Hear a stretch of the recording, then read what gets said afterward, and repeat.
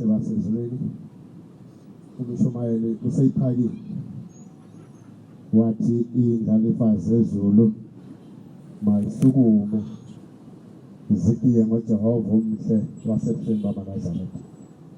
Kusho njalo obekade sivulela inkonzo.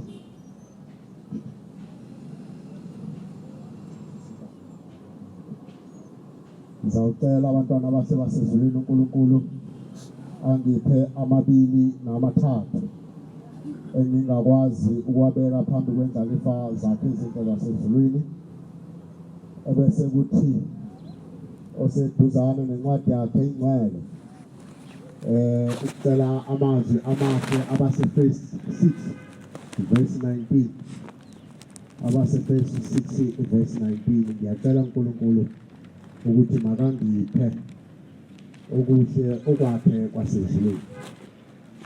6 verse 19. Ngathi yaphakamisa baba ngikuzwa ngazi noma ngihlalele kudeni namhlanje. Ninginxusele nami.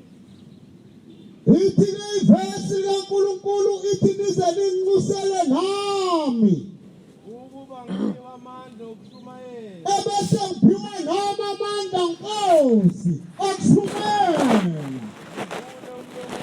Ebese ngivula umlomo wami ngithi Nkosi uNyazi uNkulunkulu.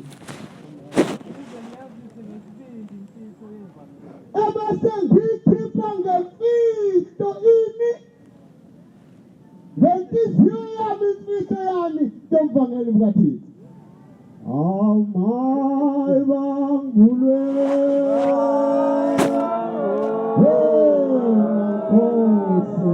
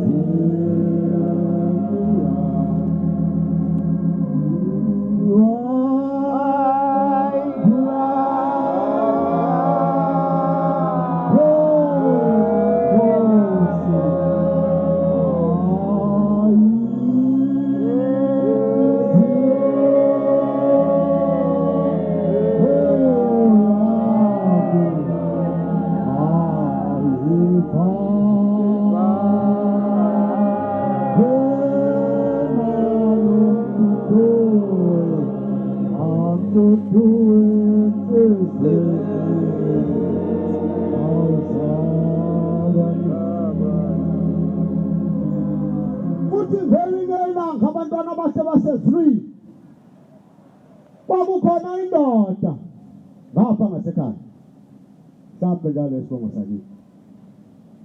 Lensizwa ihamba ingena umuzi ngomuzi ithi emzini ithi bantwana bakhe basezulwini, ithi ngena ngalakusasa, ithi wonke umuntu onengane ingane yakhe kufanele ibe ngaphakathi.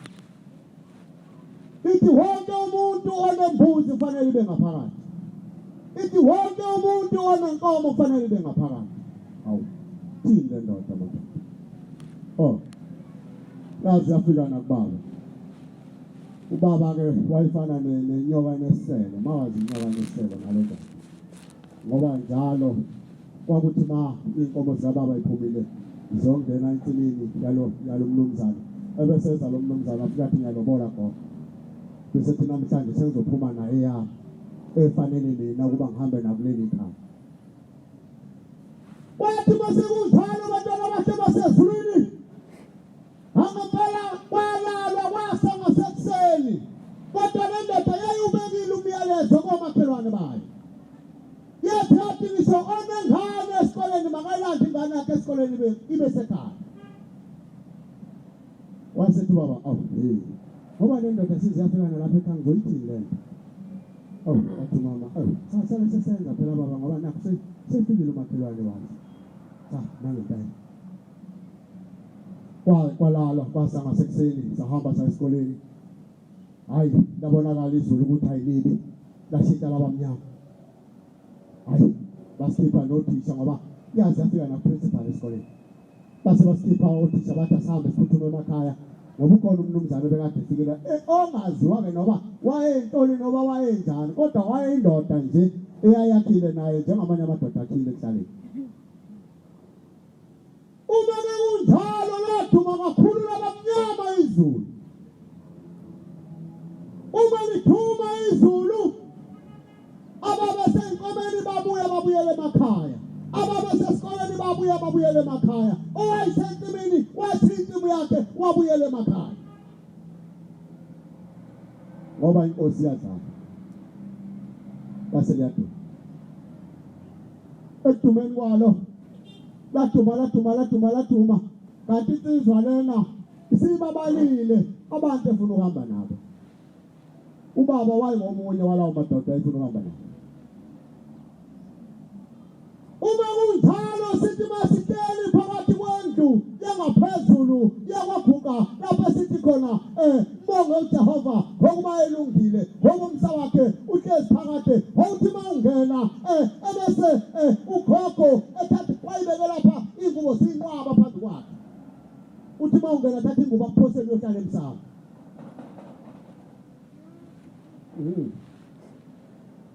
Hayi wafika ubaba wathi ayingathi lezi incane makoti sekuyashisa lapha ezini masiphume.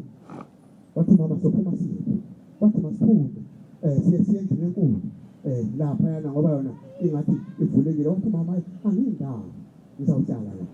Wasiyahla wasebonakala ukuthi kube kuthe kunjalo abantwana benkosi lithuma izulu lishaya umbani kungasahambi kwayinkukhu egcekeni kungasahambi kwayisilwane egcekeni konke sekungaphakathi wase ungena umbani uthema ungena umbani wangena emnyango endlini kodwa wathi mawungena emnyango umbani wathi yohlala emsamo wathi ungena nenyoni.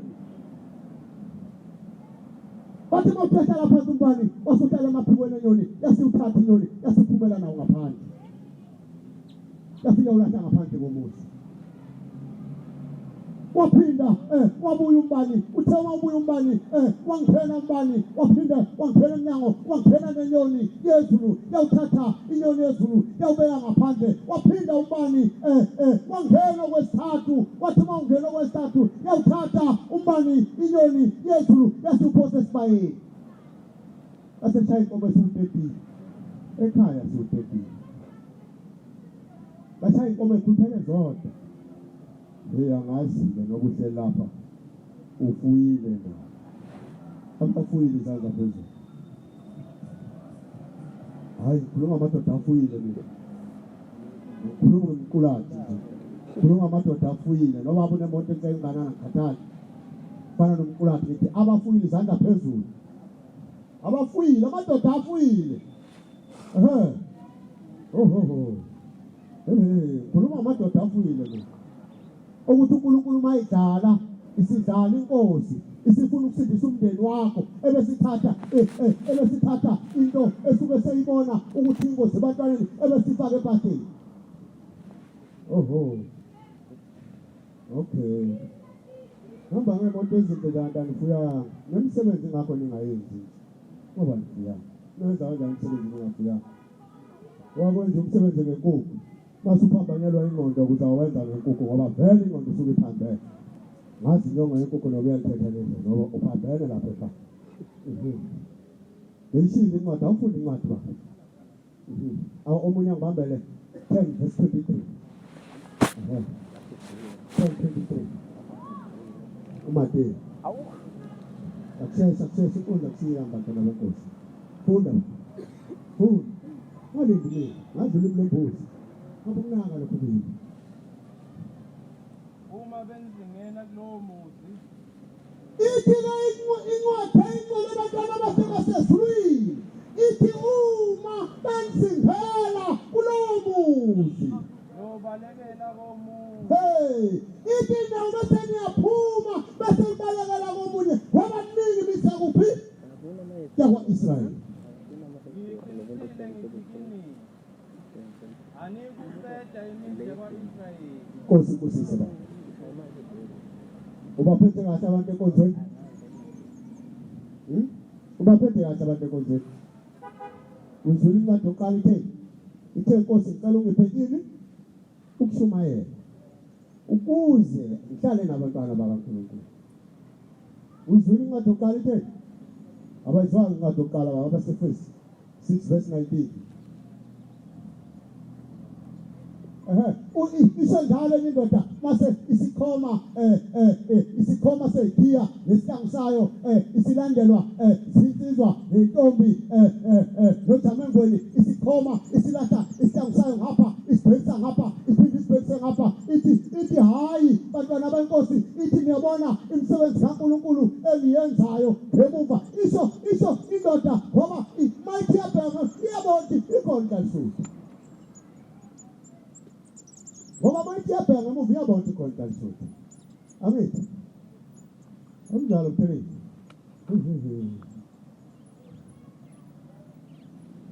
Angiphiwe. Osina. Amigelo. Oluthando.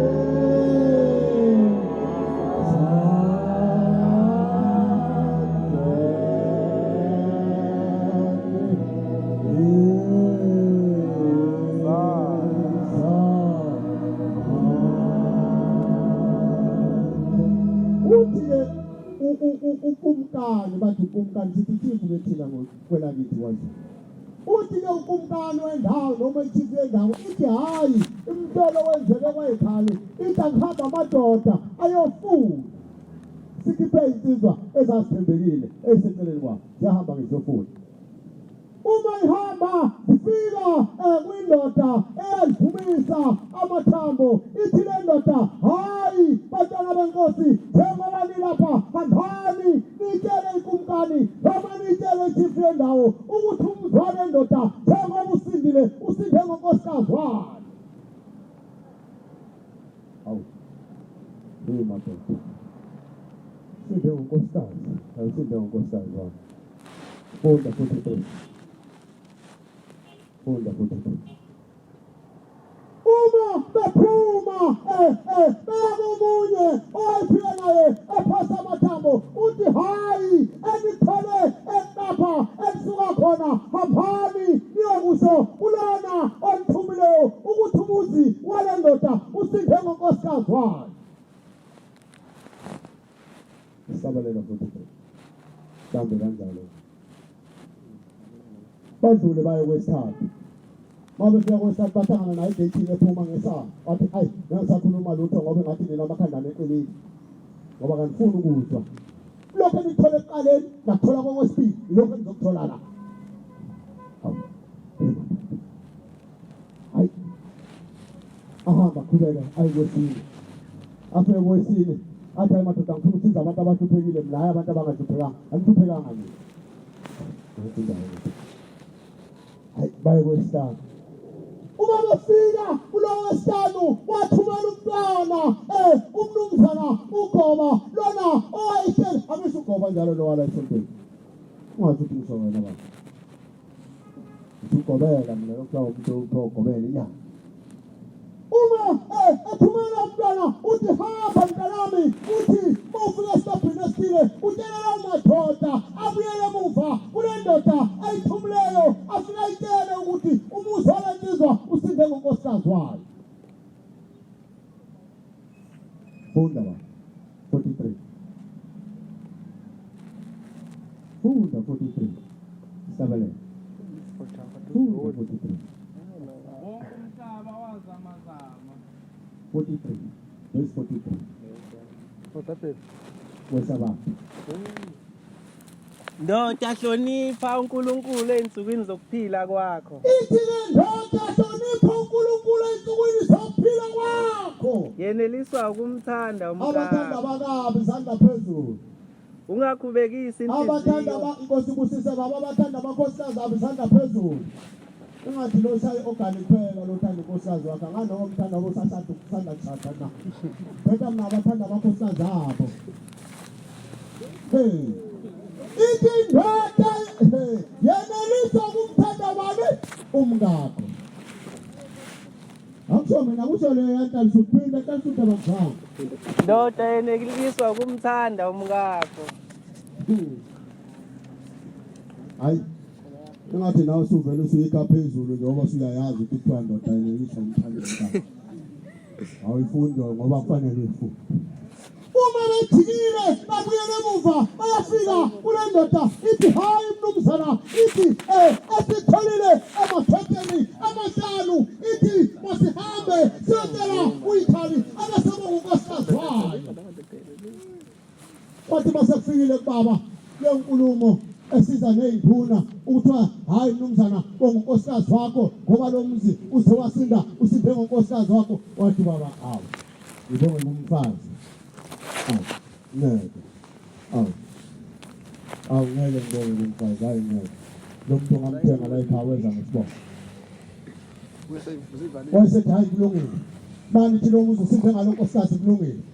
Wasesuka wathi nkosikazi hamba ngoba bonke abekade bethunywe ichief yendawo nenkunkani yendawo bakhuluma into eyodwa awuhambe ke nkosikazi uye enkosini inyanga yezulu ufike khona ubike ukuthi kwethe lesi sehlo phakathi komzi obabamkhulu wahamba kanjalo umama wathi mayifika emasangweni wadibana nomfundisi uNtombela ememezela ethi uyafuneka ngaphakathi. Wathi mayifika endaweni oluhle lasezulwini yathi inkosi yathi hayi mama ngesikhathi kungena uNkulunkulu ekhala udlala izulu uthi besikhona thina boShembe. Wanda msebenzi ngalawo bona uthi besikhona thina boShembe uthi kodwa hamba umtshele uyikhali ukuthi angakhaleli inkomo eziwile ngoba lezo nkomo zithenge imphefumulo yabantwana bakhe. Amen. Kunjalo lapha sikholela leyo nto leyo. uNkulunkulu wabamkhulu Shembe ngapha. Nkosi yomsana sithembisa. Ngicela ukwethela ngezansi baba. Ongabele khona Nkosi. Inkonzo yabantu bonke Nkosi busisele mzuzu. Amen. Ukwethemba losema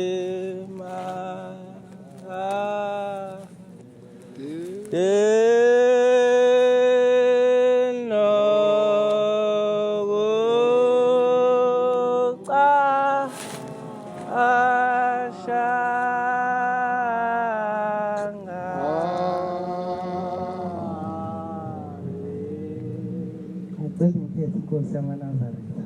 Amen. Isihlabelele u-2:32 ivesi lesihlanu. Amen. Ukwethemba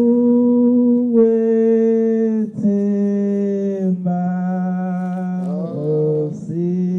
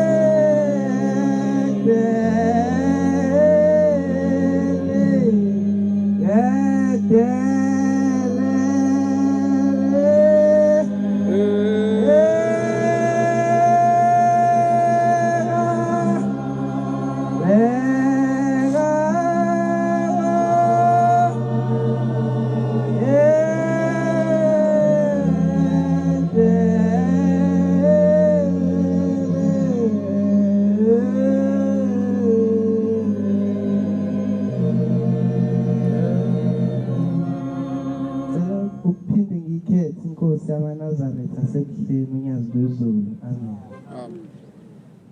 Lokhu uqile phambi kwenu mfana kaJwaha usiphesihle ngisuke phakamani thempele engizinto. Amen. Ngixolisa ukweqela obaba abadala ngicela uShembe angangibeki icala ngalokho.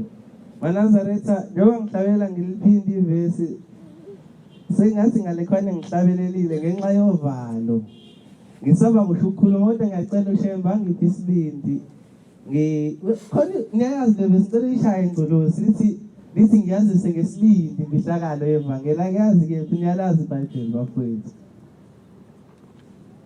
Ngicathi lithi ningincusele nami ngiphiwa amandla okushumayela liqhubeke ngicela ulishaye mnumzane.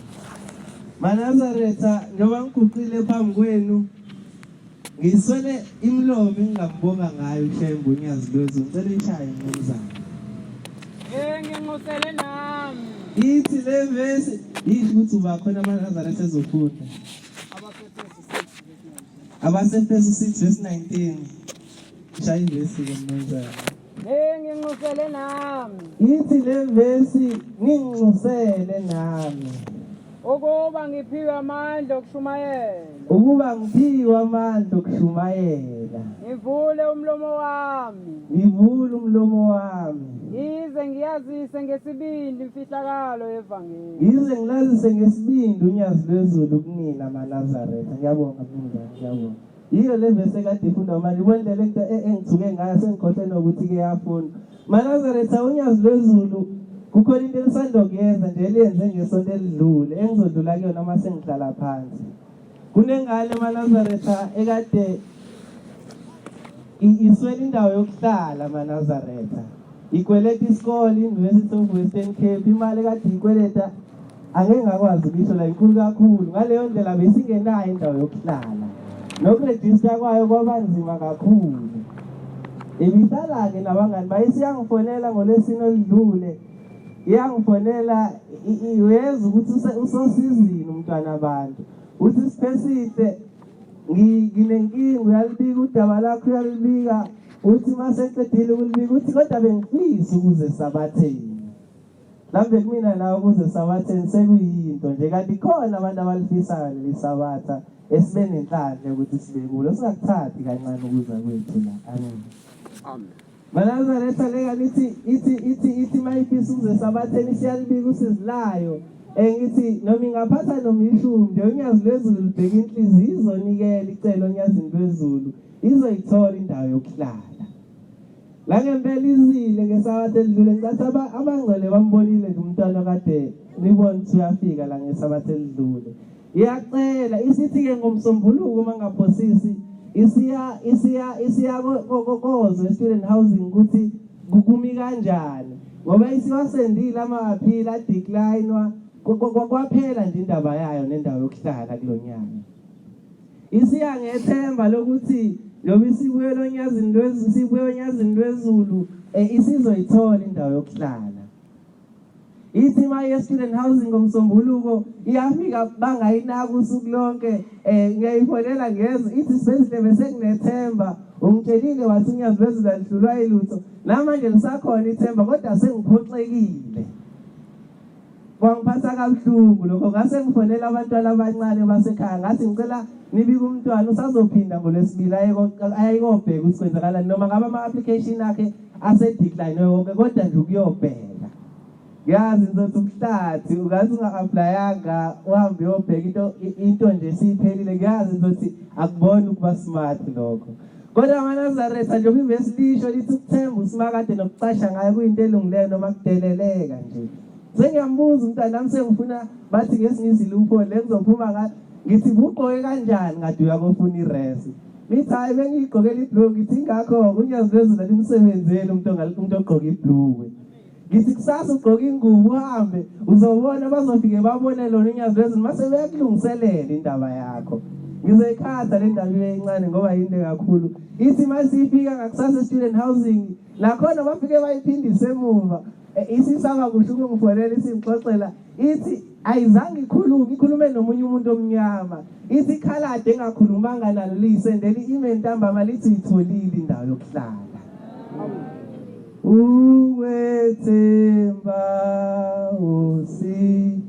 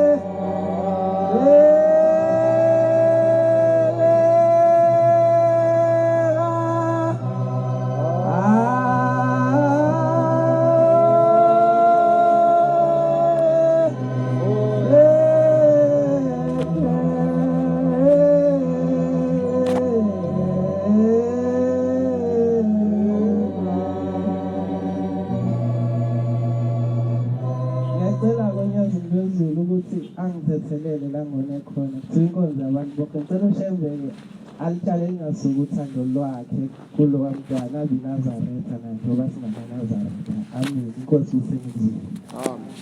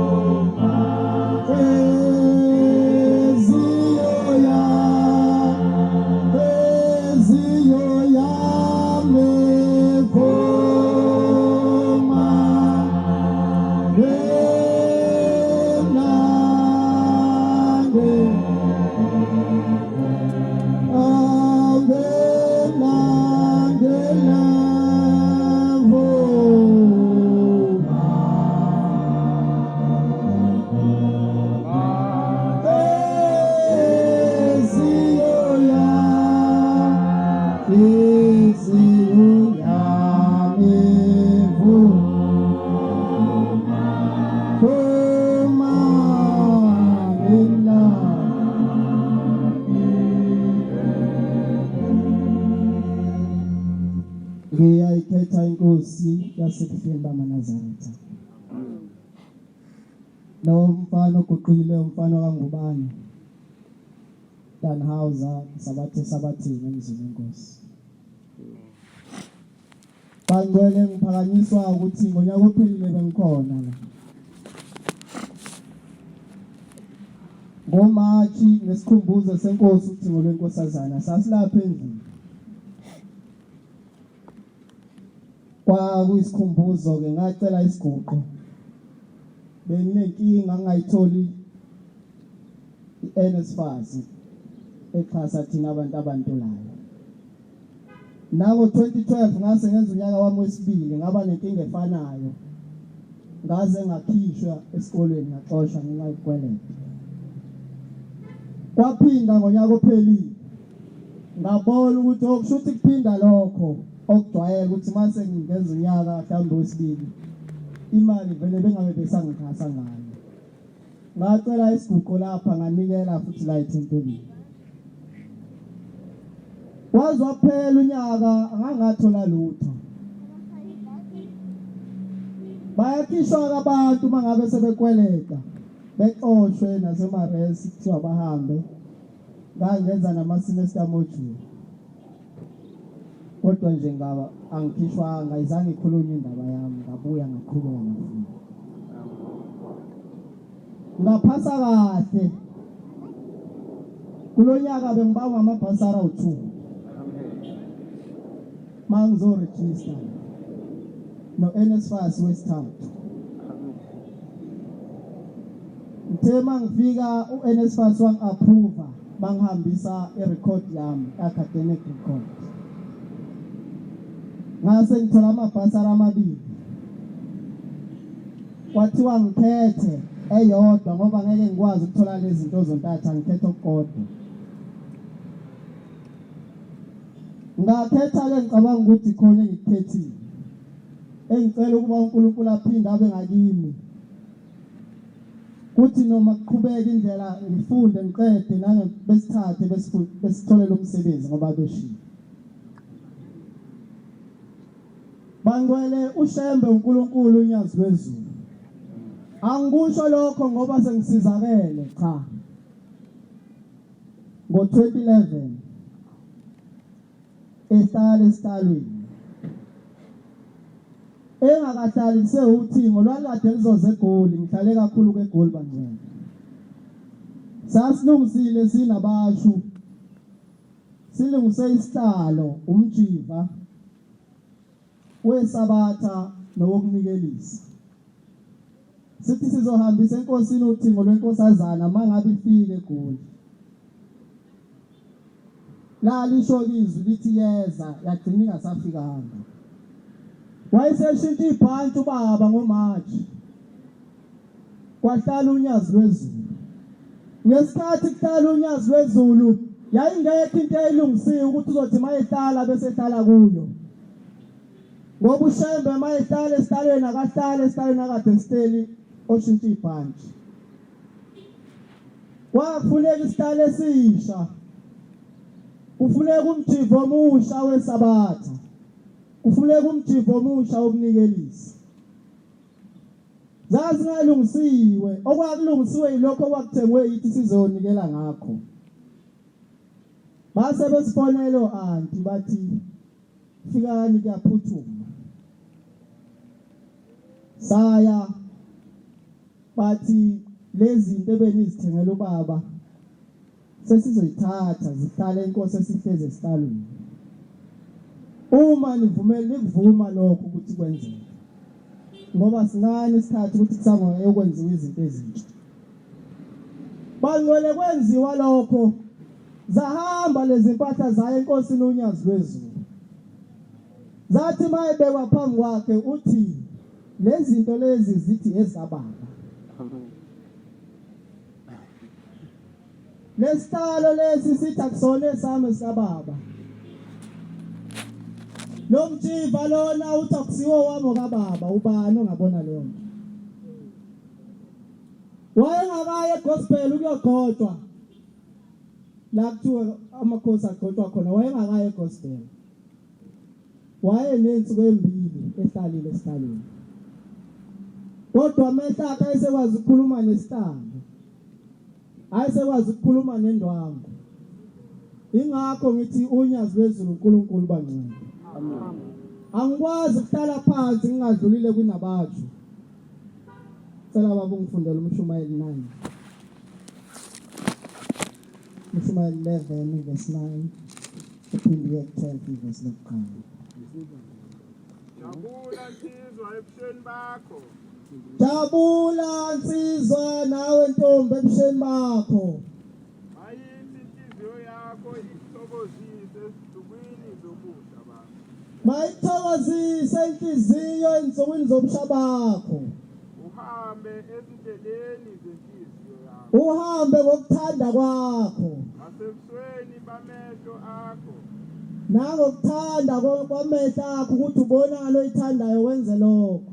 Wazike kodwa ukuba ngenxa yakho konke lokhu Thixo uyakubuyisa ekwedluleni.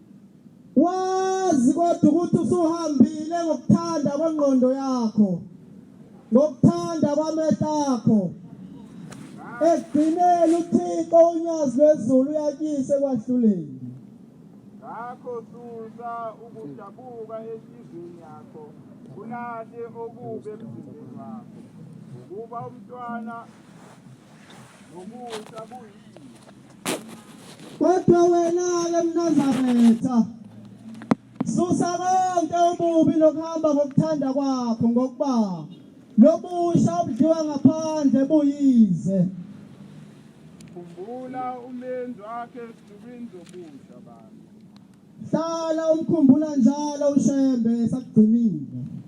Zingakafiki izinsuku zokubi neminyaka ingakasondeli lapho uyakuthi nginakho ukuthokoza kuyo. Amen. Kunabantu ukuthi makusesontweni bethi kushungayelo bani ngoba bayathanda. Kunabantu ukuthi bayiwe emgidini ithi wayisinobani ngoba bayakwazi. Kunabantu abathi abacabanga ukuthi yonke into eyenziwa lapha yenziwa umuntu othandayo noyaziyo. Akunjalo. Yenziwa ngoba kusho izwi lonyazi lwezulu. Kuthiwa khumbula umenzike ungakagugi ngoba uzoguga ungakwazi ngisho ukuphakamisa unyawo ungakazi usile.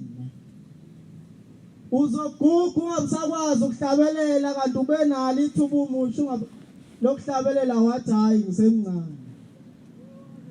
uzonikwa ithuba lokuthi ushumayela ungashumayeli ngoba uthulile ukukhula kanti mhlawumbe uzofika lapho uma ungashona kusasa uzothi uShembe kunikezile ukuba khuluma kubantwana bakhe ngicela ungandi kakhulu ngicela uShembe angibheke angithande ngokuba sisemazweni akude masi lapha sikwitest yokuthi uShembe ngabe simbone umuntu noma uNkulunkulu ngoba wonke umuntu ikakhulukazi sisuke emazweni akude awunamzali awunamuntu okwaziyo la uma uShembe umuntu kuwe noShembe akakuboni kodwa uma uShembe uThixo kuwe unoShembe kuphela itest esikuye yokuthi uShembe umbone ubani kuwena ma umbone umuntu uzokwenza ungakwenzi mawusekhaya ngoba uthi awubona kodwa maye uNkulunkulu kuwe uzokwenza lokho okufundiswe ekhaya lokufundiswe kuleli bandla amen osibusiseni kuzulu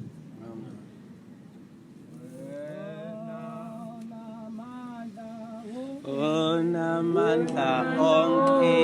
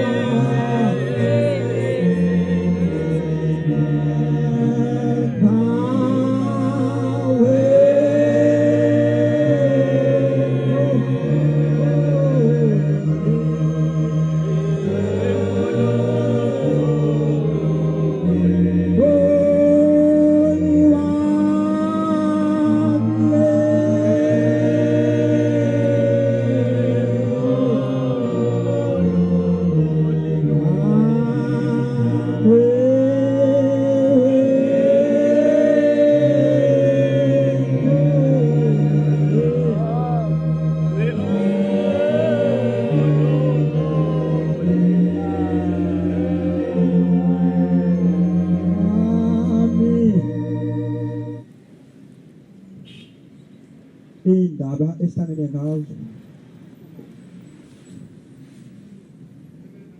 zasuka eqale kwaleli bandla leli entabazo Shembe ethuka izwi lamazwi lathi Shembe meli yenkosi hamba uye entabeni yaseNhlangakazi lapho uyokwamukelisa khona imithetho yokukhola leli bandla lamanazarete lesengenza namhlanje amen.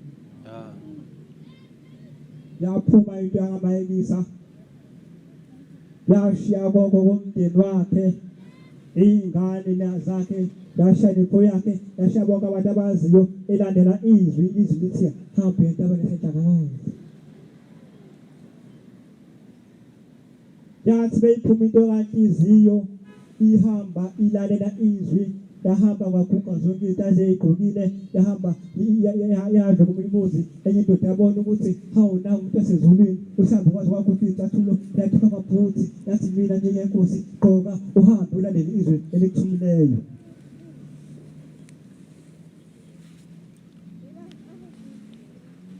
Yathi beyihamba into kanhliziyo yadlula entabeni zakuHarry Smith yadlula esicwini senyamazane namabhubesi kodwa yathi mina ngilapho ngiyakhona ngiye entabeni engidlule kuyinto yaseNhlangakazi.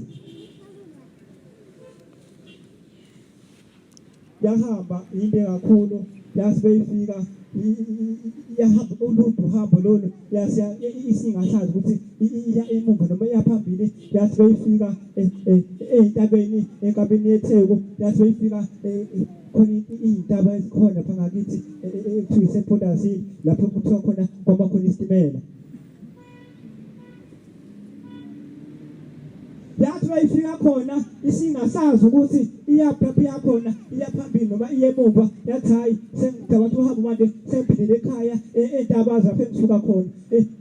Yathi bayigibelele isitimela esasiphindele emuva seThekwini lafika izwi lethi Bombela usakhona lapho sithume khona na.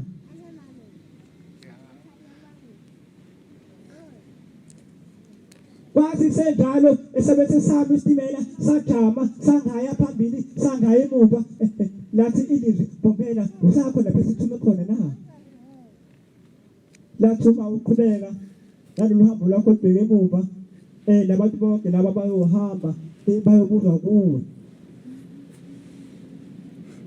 Baphuma belungu basithola isitimela bayasibheka abatholi lutho lathi izwi Bombela sithume entabeni yaseNhlangakazi. Waqala lapho wehla kwakuyisePondazini lapha khona kuthiwa the value of 1,000 hills ngasePinetown lapho mina ngisuka khona. Wathi uBombela beqatha khona bayosalitha abantu uhambo lwakhe luhle elabheke ekhaya eNhlangakazi. Okusuka lapho-ke wahamba walala la wahamba khona kodwa izwi lalimthabathela ukuthi ngahamba entabeni lapho okwamukelisa khona imithetho. Umntwana oguqile iqiniso leli lakanyobo lisuka khona entabeni yasePondazini lapho khona kwami Indabenkulu kwehla umuntu wasezulwini wehleli ukuthi aqoqe sonke isizwe ebese saphenduka sigqokele kube sigqokela namhlanje na amen. Amen.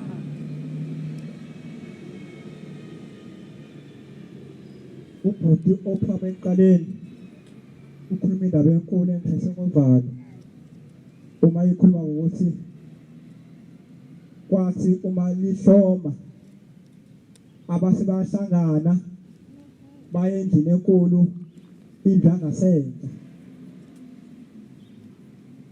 bangaya ekamereni bangaya ku7 room bangaya ku big house kodwa baya ku big house lapho ehlala khona abantu abangasekho ngoba abantu abangasekho sebelele abahlali ku7 room. Ngeke bakwazi ukuhlala lapho khona imibhede no wardrobe.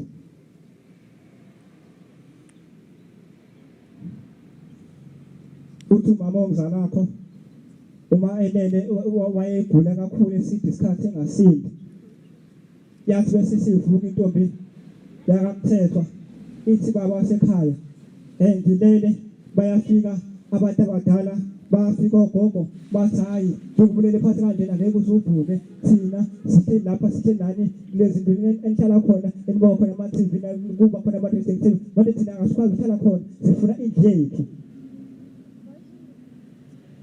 Nangempela saphangisa ekhaya kwadlula iy'nsuku ey'ngakanani ebese yakhiwa indlu yangasenta indlu yakakhulu.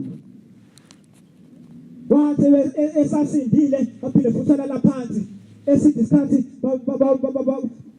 bafika izalukazi zasekhaya zathi hayi makoti alingakaqedi besithela baphezulu sihleli nomkhulu benu manje thina kasikwazi ukukhuleka base bebenza into zabo asikwazi ukushugeza ngoba sihleli sonke nathi sifuna ukukhuleka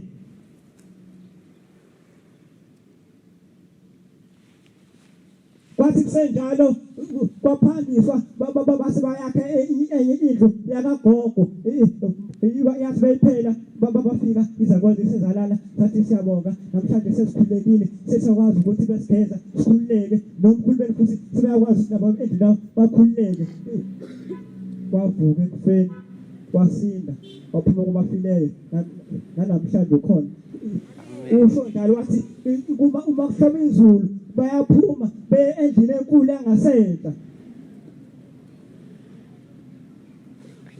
abahamba ekamereni kube ekamereni nenza yonke imikhuba yenu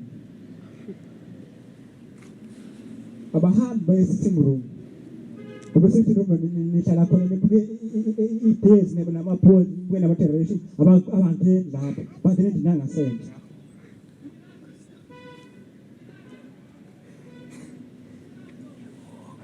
safundisa lapho ngikhale ukuthi hayi bomntwana ukhuliswa bomntwana uzofika esigabeni sokuthi njengoba sikhuluma nabo baba bakhona ngiyabingelela lapha kubo baba bashumayeli ukuqa kwamkeleka ngafika ngesiphendulile nangu umntwana waqolwanga amkela ngezandla ezifudumele ngathi sekuke esekhaya lapha igama lakhona sengilimele wazi semvuselelweni ngiphume emandleni ngithempeli ephulazini amen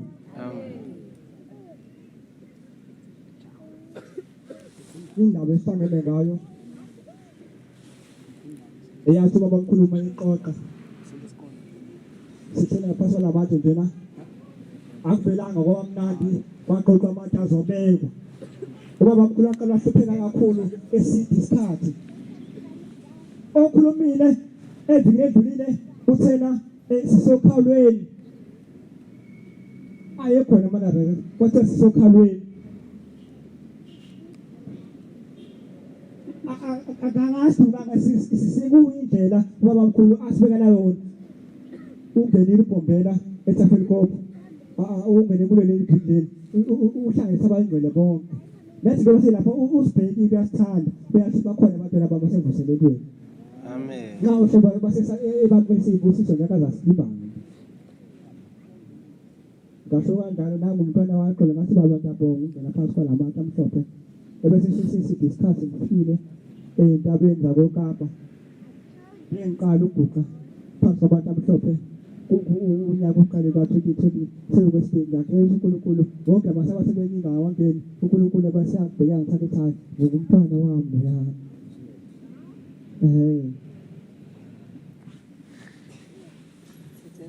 Safundiswa nemikhaya ukuthi konke kwakhona kuyajela uguqa kwami Nkosi kwaziwa nguwe bakwamkeleke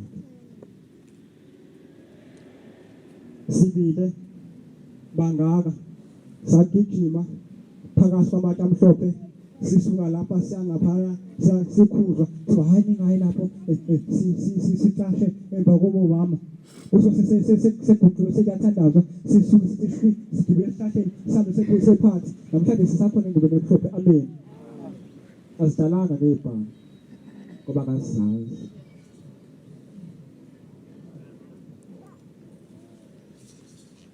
azidalanga izinto esingazazi thina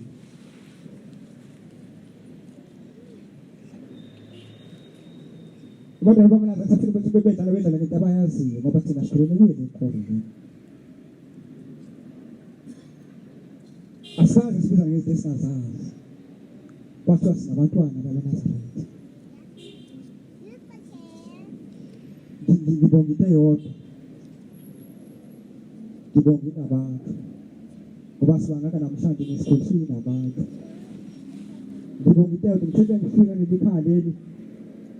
Sibahambile YeSabatha sikole bafika akangidukanga nami isikhonzi Nkosi phela sami nginamahloni kakhulu kodwa ngithi ebese ngithena Thixo namandla wonke ngiphe lo msana wakho ngilahle umsebenzi omnyama uShembe vela athi sala mntana wami ukhuluma indaba engathuma zona nginamahloni ngabasaba kodwa basike ngithabele usho njalo umfethu ushumile uthi ukuthi ngingale ngisaba sisabahola abanjalo abazokwazi basifundise okuyikho esafundisa ngoba nabo babashela phaya presisi noma sisebhuka sihambe sokhonza buya sithi baba kasayibona indlela bese bathi hayi lapha ekhaya sikhole kuhanjwa kanje la usukhona wena siwedukile angasho ukuthi hayi lokho kwenza asazi ukuthi bafundiswaphi athi hayi lapha ekhaya kwenziwa kanje imfundiso leyo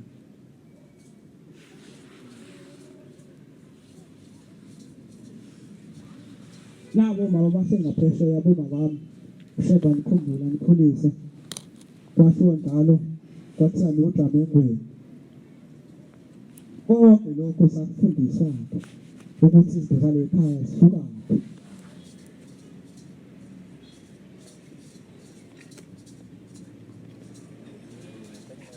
ey'nsukwini ezadlulayo uyahamba omunye umame owesehlalele eside isikhathi engabatholi abantwana emhleni yababa uGombela eSouth Amapondo umyeni lo wayelolaka unesimangaliso oyengaphiliswa kodwa kuhamba isikhathi lo mama engabatholi abantwana ezwa ehamba yokuthi kubonakele kwenze njani engalitholi usizo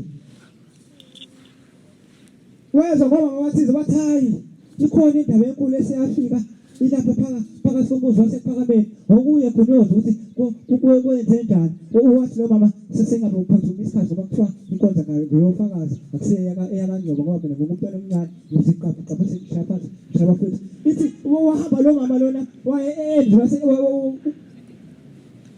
wasephakameni wasefika khona wayengabazisa umyeni wakhe ukuthi uyahamba uyemzisa ephakameni uyabhombela eSouth Amapondo usefika khona wabika wathi baba kwesamakhosi ngizwile kuthiwa ongenzeki kubantu kodwa ngegama lakho kuyenzeka sesisithi isikhathi ngendlela kulowo muzi ngendlela kona kodwa abantwana kangibatholi yathi Indabenkulu inkosi ibusise mame abantu ngizobathola wathi lo mama ephinde nesibusise ekhaya yabese yabuza indoda yathi mama wasekhaya uphumaphi wathi eshonele wathi uphumaphi wathi inkosi Sekusa banaza bengotshela abantwana ngoba uwazi ukuthi abantwana akasibatholi bengothola usizo lo wasethi ukuthela kakhulu lo baba lona wathi uhamba kanjani ungangazisanga mina ewe wawasathi ukuthela wazambeka isandla mshaya wazomjinga lapho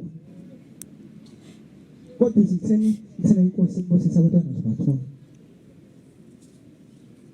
sadlula isikhathi yadlo neminyaka ethile nangempela lo mama wazi bona ukuthi hayi usesemuhle manje na usekhulelwe hawu kwenzakale kanjani ngoba sisidlulise isikhathi eside kangaka okay bana sisendaweni enkulu sibengihamba ngathi Thixo namandla wonke sifumisa wakho siwulahle umsebenzi omnyama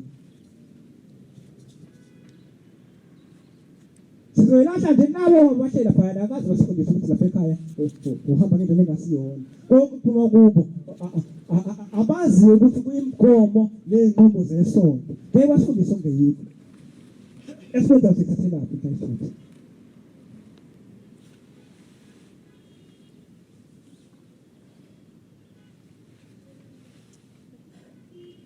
yabese sihamba isikhathi wabese wakhuleka lo mama wamthola umntwana wabesojobela no baba lona basi baphindele emuva bathi hayi phela isambe sobonga enkosini bahamba bahamba baye phakameni bafika phambi kwayindaba sabayelisa bafike bayawubika bathi baba siyabonga sesimtholile umntwana bahamba lo baba wawubika phambi kwasesikhulu sesimtholile umntwana bafika lapha ekhaya kuzocela konke kwale khaya wasikutshelile uyaphindele emuva uhambe yobonga awamkeli nje basuphila kanjani ngoba phela kusekungakhona kwakho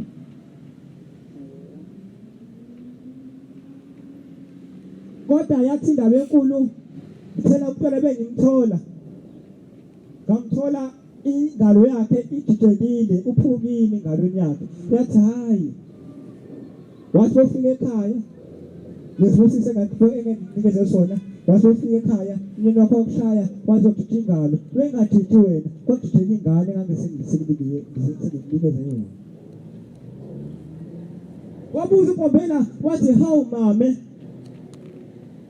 umnyeni wakho okushayile wathi baba ungishangathi bengibuye ekhaya wase wangibeka isandla wathi hawu mntana wami ungajemela ingwe ibulala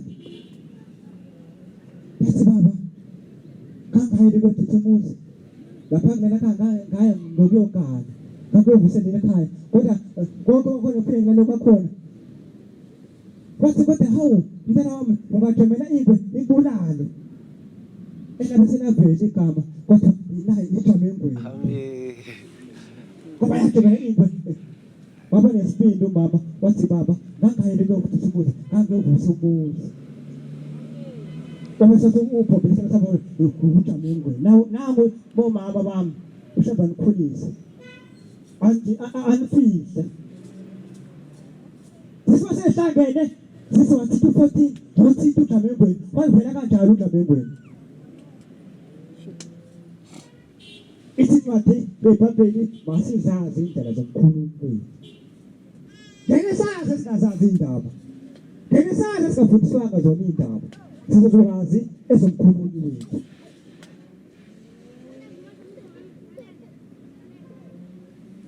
Ngiyacela ukuthi uShembe uNkulunkulu UNyazi wasezolweni umlando oyiphindayo wasibehla uMbombela isilo samapondo eBhutazini lapho kwaqala khona indaba ebese wayiphinda umlando kwathi ngo-2012 wabuya futhi uMbombela wayonyathela khona lapha ehla khona ngeminyaka leyo Mbombela wabuye sebuya kwesihlanu sasikhona wasifika wayibuka indawo wathi nangu lapho kwahla khona mina ngigisayo baba mkhulu Amen. mhlawumbe ngenze ukuthi awungekho thina sizokuxoxela Jumla wabuya sebe enyameni esihlanu lapho kwaqala khona indaba namhlanje nakusaguqa lapha dala bithi bengiyeThekwini sengidlula khona ngiwabona abakhona bese lapha baqala khona indaba ezisuke entabazo lapho ifike eThekwini enkabeni eTheku sasisehla khona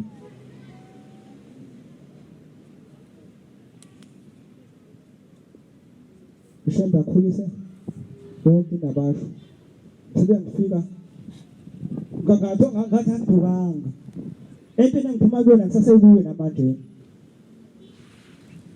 ngoba sisemsebenzini onyanga yezulu ukunyanga yezulu sasingekho ngabe zonke iziteka safundisa kanjalo ngivukindlulile futhi sonto lizi liba lana ngelisuka aphi wena bongazazi ukuthi izipho ozozazi uzokwazi ukuthi ifike ngokwehlisa unyaka ufundise kona lapha ekhaya thina sizokwazi ukuthi beshaya u12 thoko saba sizwe futhi kumele umuzi wasehleni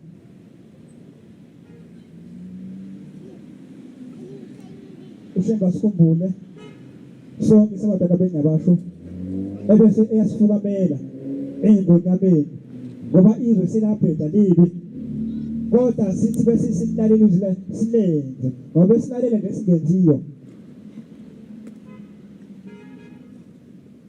sisenqabeni iqiniso lelo la kangcono uNkulunkulu wangibonga isithuba esengitholile ngagoqa seze